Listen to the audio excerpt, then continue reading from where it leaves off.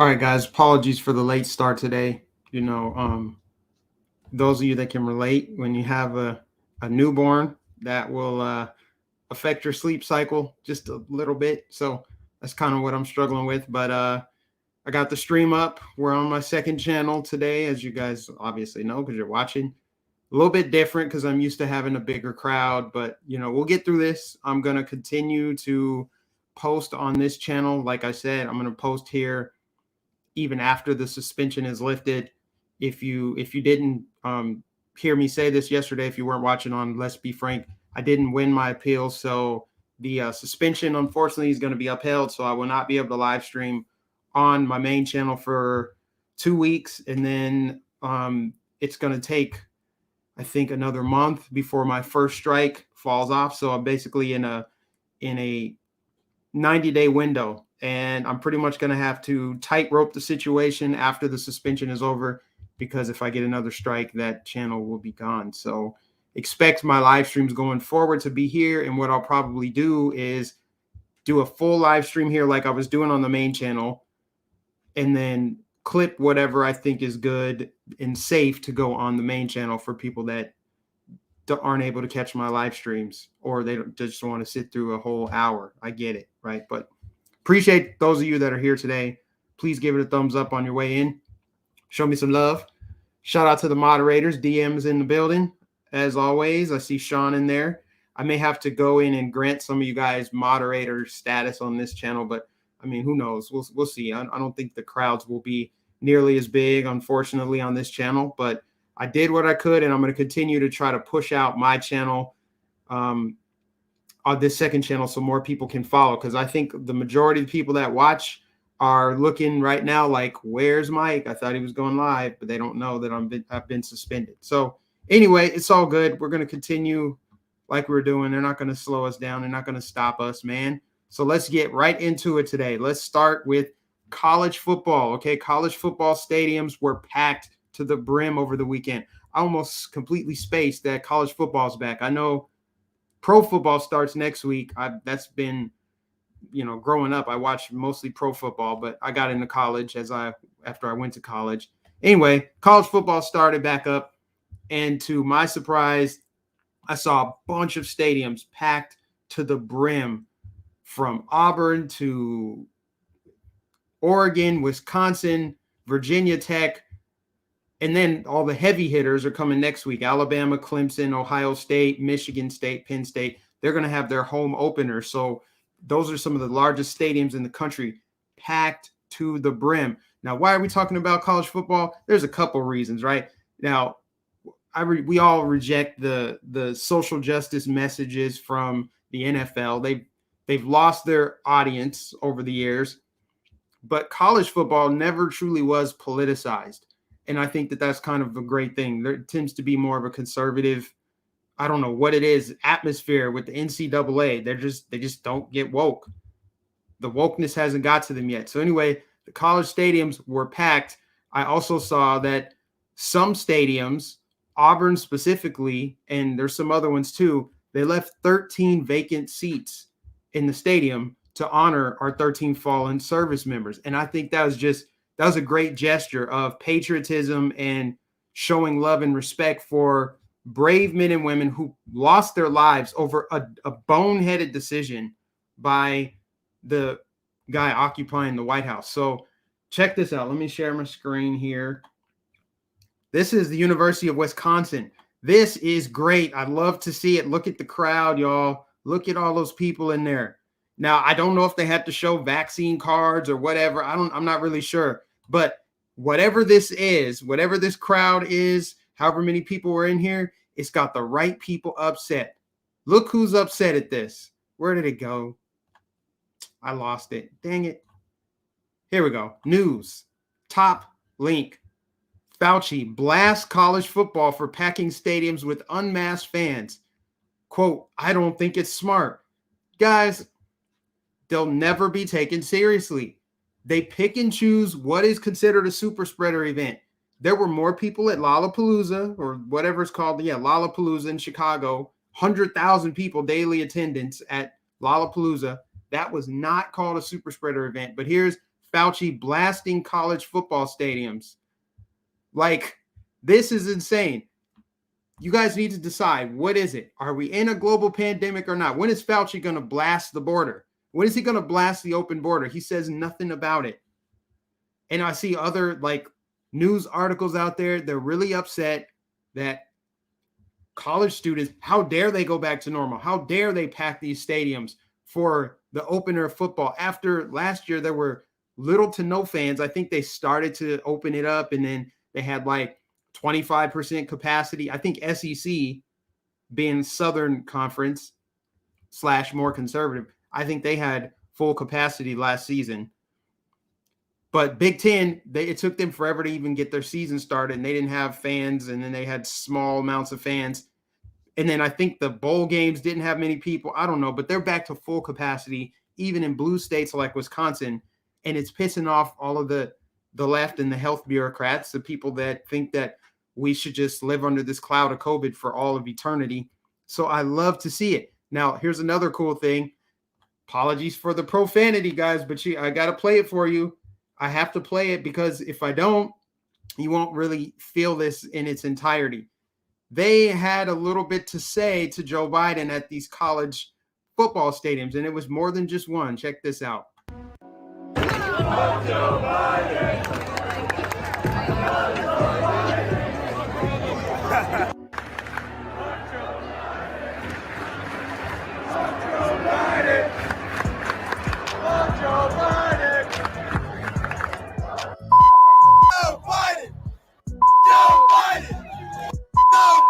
So if you heard that, they were chanting F Joe Biden.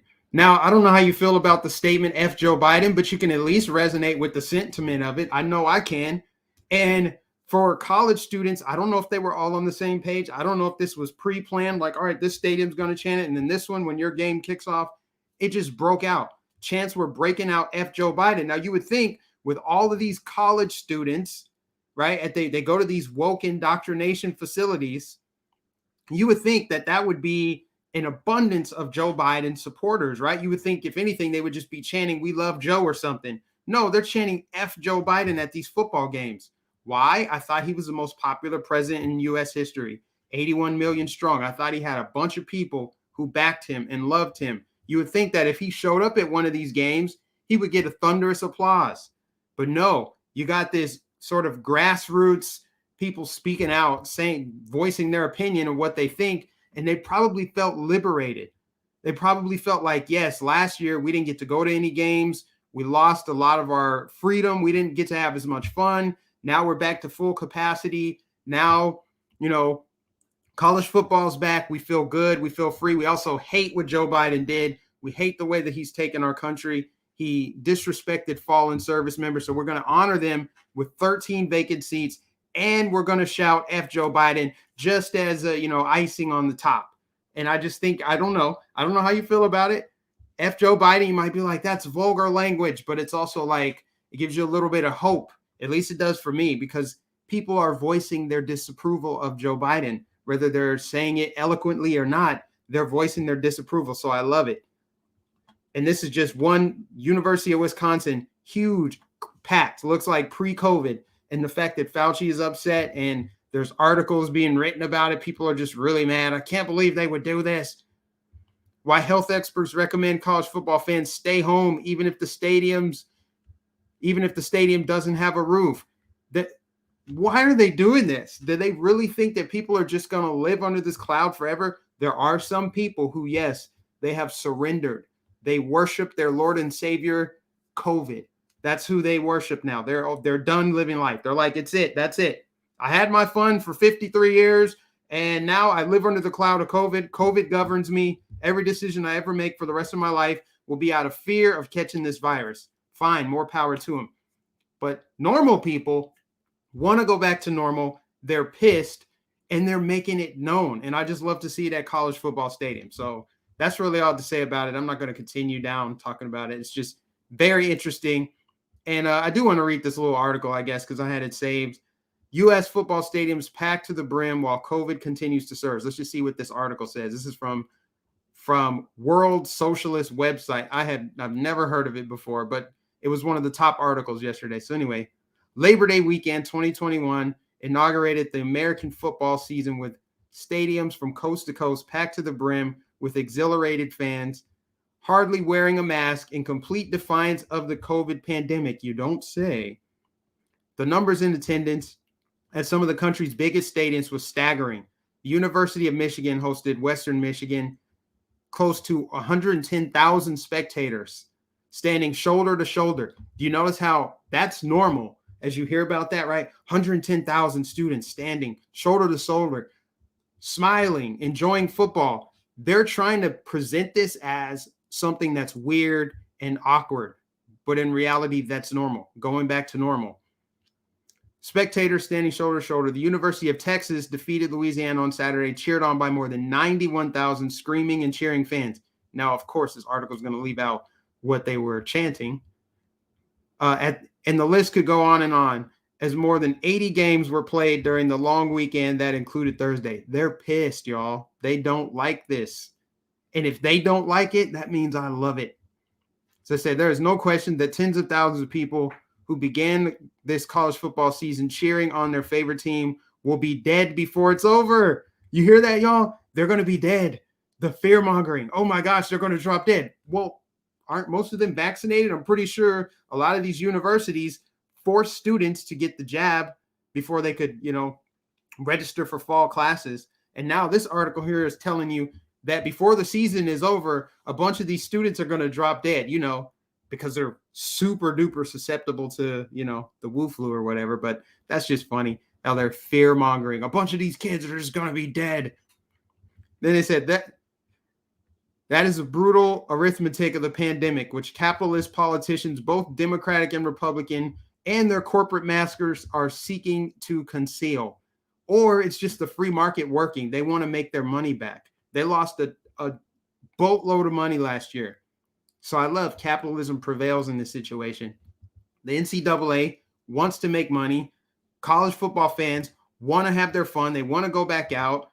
They missed it. And they're pissed that here's what they should have been, Chant. They should have thrown Fauci in there. Shouldn't have just been Joe Biden. They should have been throwing Fauci in there as well. Anyway, a week before these sporting celebrations, Dr. Anthony Fauci, head of the NIH,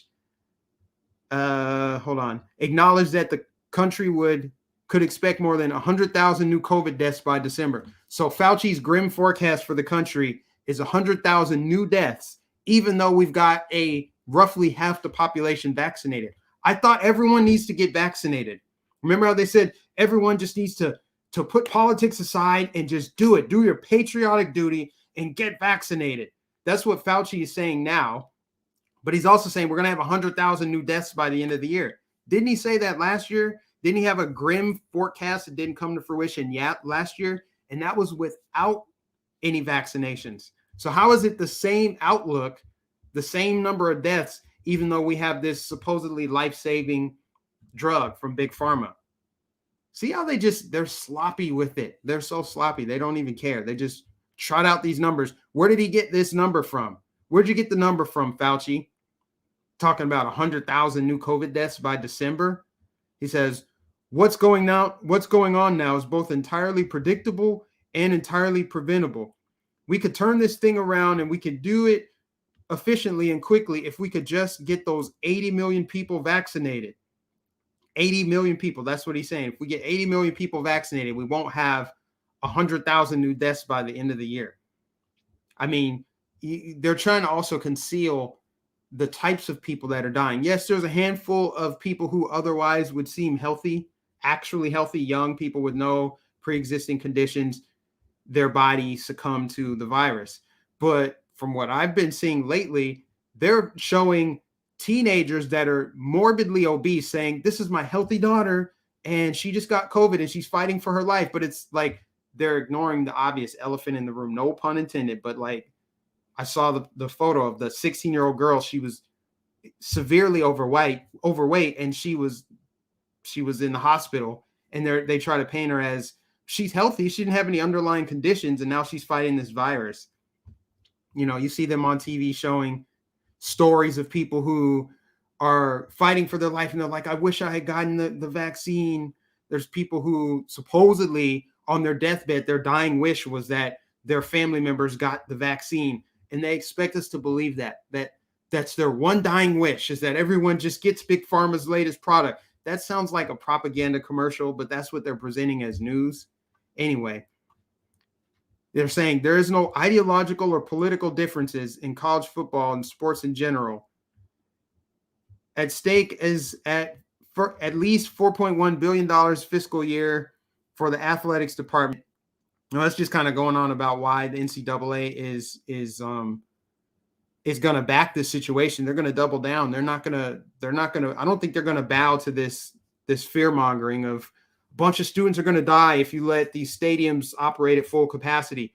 Kids are going to go to these college football games. That's just the way it's going to be. And I love it because it's a semblance of normalcy again. Even if I guess they had to show vaccine papers to go to the games, we're done with this social distancing and no more fun and no more sporting events. We're over it. We're moving on. So props to these college students. Nationwide, you love to see it. Okay, so now moving along to another country, Brazil. I couldn't include everything I wanted to say in the title because there's like a character limit or whatever. So there was a soccer match also over the weekend. I think it was Sunday, between Argentina and Brazil, which is a huge, huge ordeal in Mexico, or not Mexico, in South America. Argentina versus Brazil. You've got Neymar on one side and you've got Messi on the other. And what happened was these fascist public health officials came and shut down the soccer match in the middle of it because they had broken quarantine. Check this out. This is in the middle of the soccer match. This is so psychotic. Look at this. Voilà, ça, je crois que c'est sur les bancs là que ça c'est en train de. Oui, parce qu'apparemment, il y a, vous disiez, 1500 invités, mais surtout, il y a beaucoup trop d'invités là, sur le bord du terrain. Ça, c'est typique aussi au Brésil. Hein, on laisse toujours entrer. So they're over there arguing insanity. So this article from the AP, Argentina soccer chaos over Brazil quarantine row.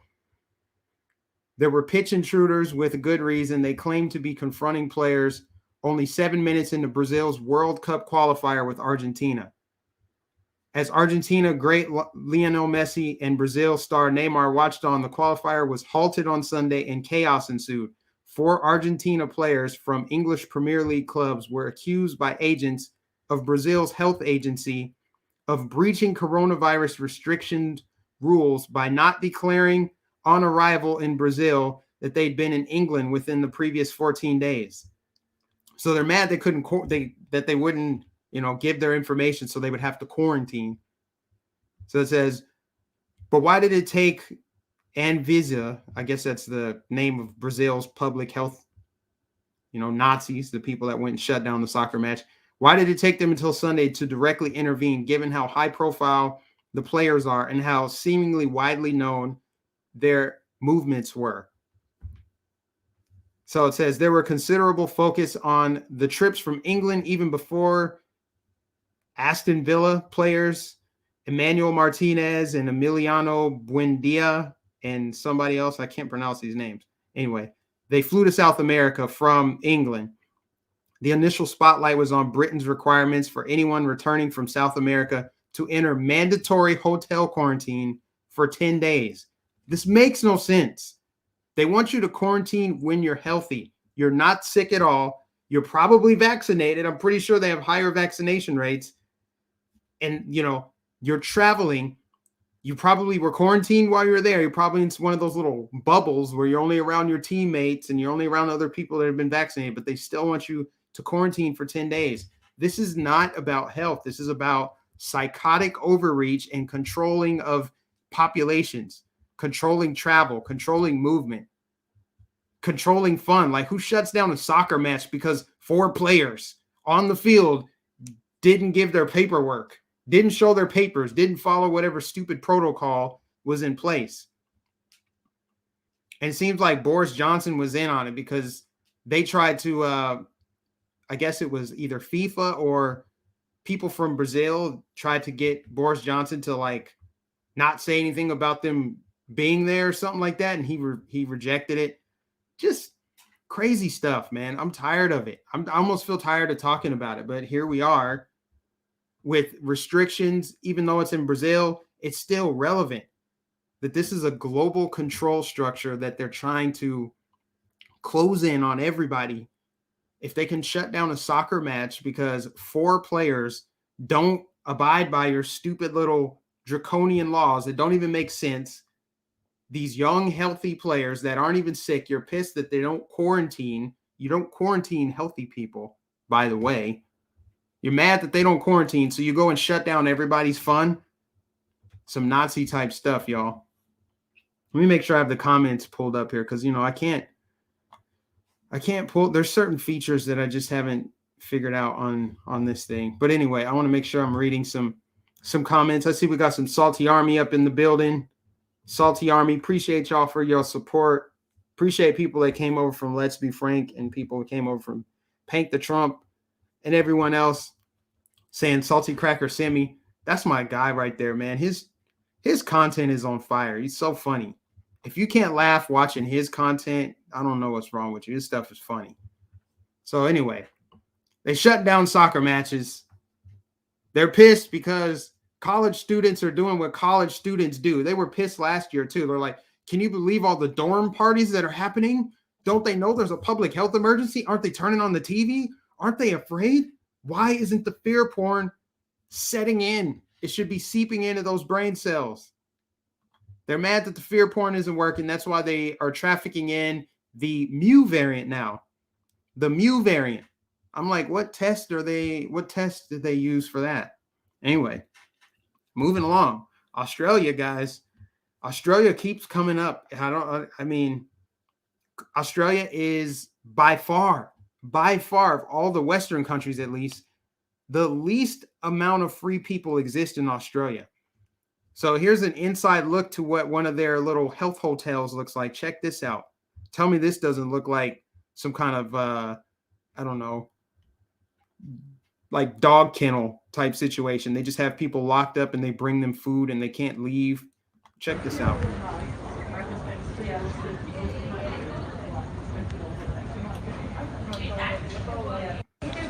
Or just waiting patiently to be fed.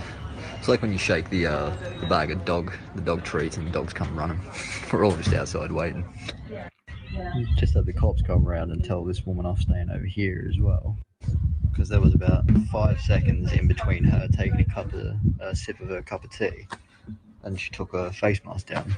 Cops came around literally on the dot and just pulled her up for it. And she said, well, I'm drinking my tea. And they said, well, not right now. You're not put your face mask on. It's a bit intense. Wild. People complying with this tyranny. If you comply with this tyranny, I'm sorry, that's like slow suicide. If you just submit to this and just let them continue encroaching on your freedom more and more and more, just let them creep and creep and creep, that's slow suicide. But the people are so desperate for freedom that they just develop Stockholm syndrome and they just comply. I have no idea why Australia continues to comply.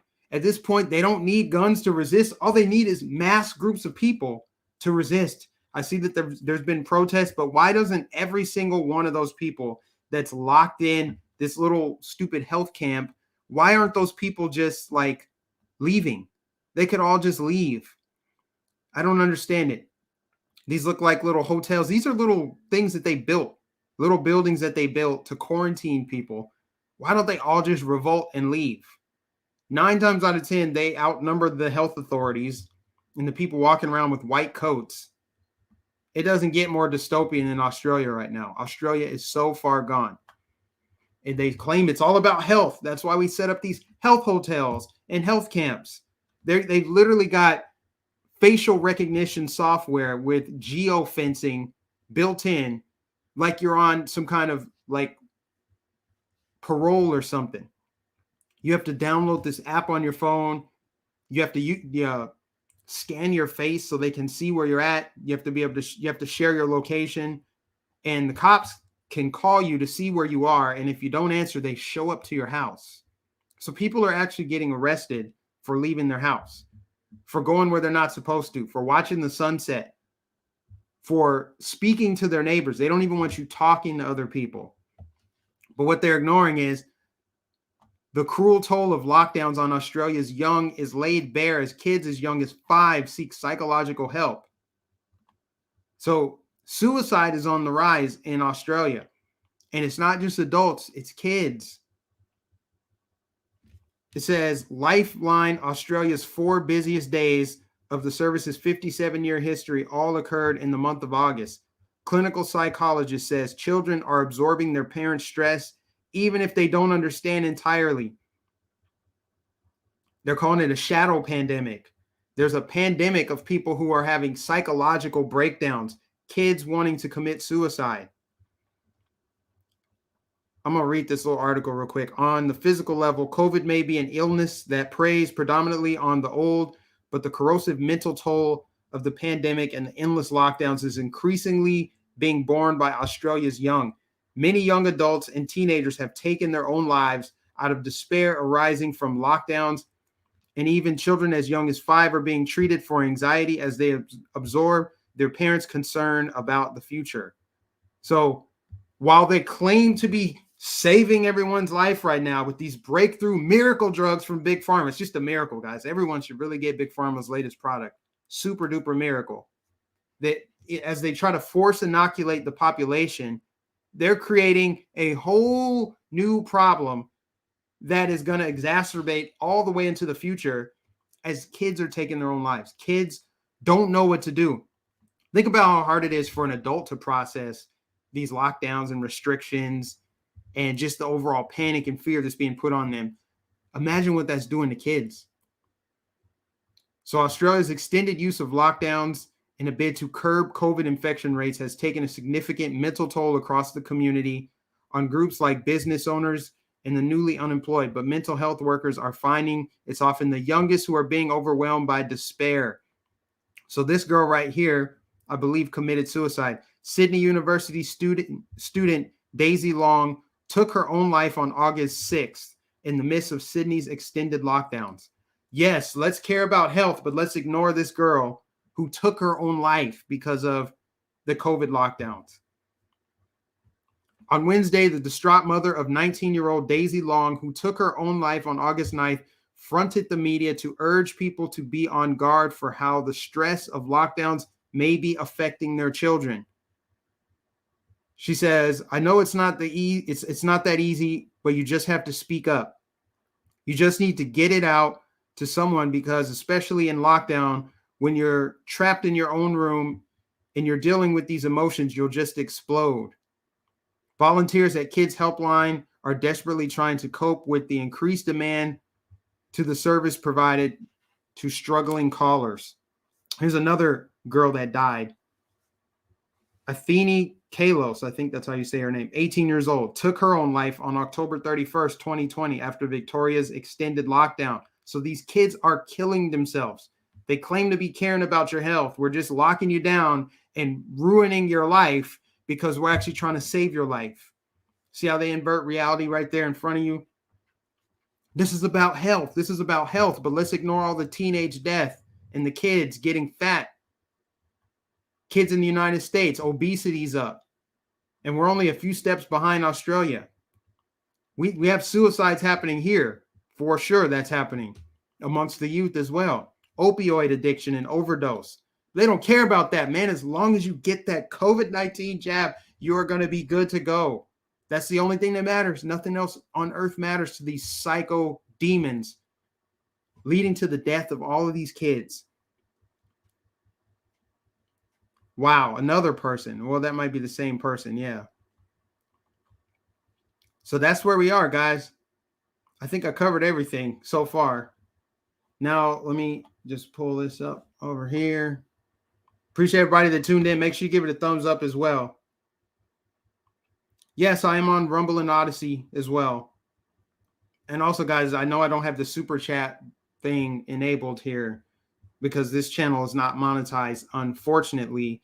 But there are always links in the description to I have PayPal, I have Patreon, I have Cash App and Venmo, and I've got a physical address if you want to support my work. I do have a little mouth to feed. YouTube decided to put their thumb on the scale, try to take my money, suspended me for 2 weeks. So my ad revenue is going to undoubtedly take a dip as a result. Appreciate you putting the links in there, DM. Someone said, got here through Salty and Let's Be Frank. Thank you for tuning in. Make sure you all have notifications set so you don't miss a live stream. We have an audience of 41 people right now, which is tremendous for a channel that is a fraction of the size of my main channel. I don't think that this channel is shadow banned yet. I really don't, which is great. Adam says, just subscribe to Mike on Rumble. Yeah, here's the thing. I've got to figure out a way to live stream on Rumble. Matter of fact, as soon as I cut this live stream off, I'm going to figure out a way to live stream on Rumble. The thing with Rumble is because I can't live stream there or haven't figured it out yet, my content doesn't automatically go over there. So if people wanted to see this stream on Rumble, I would need to download it, save it, and then upload it to Rumble. So it wouldn't be a live stream. It would just be basically a restream of this stream right here. I would just upload it to Rumble for people to watch it. So that's why you haven't seen anything on Rumble.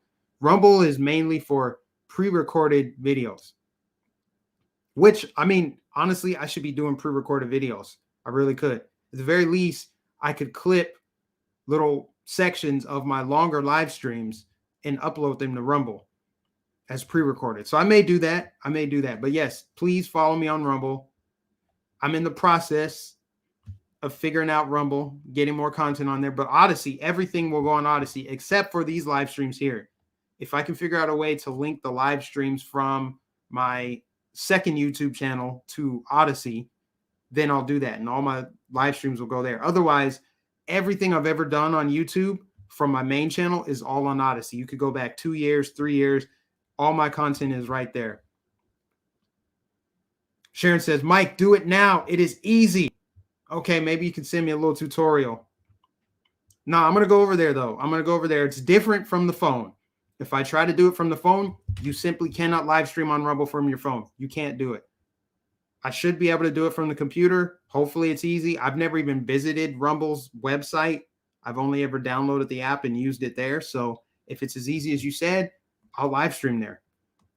100%. And if I can link it with StreamYard and simulcast, simulstream, both YouTube and Rumble, I'll do it for sure.